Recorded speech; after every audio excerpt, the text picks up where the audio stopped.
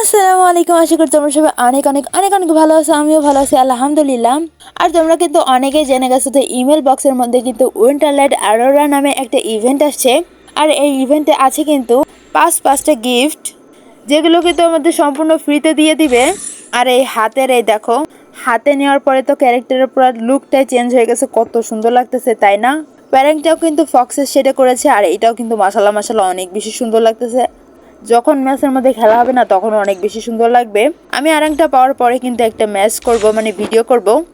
আর AWM এর একটা কিন্তু স্ক্রিন দেখতে পারতেছো তোমরা, এটাও কিন্তু মাশাল্লাহ মাশাল্লাহ অনেক বেশি সুন্দর লাগতেছে।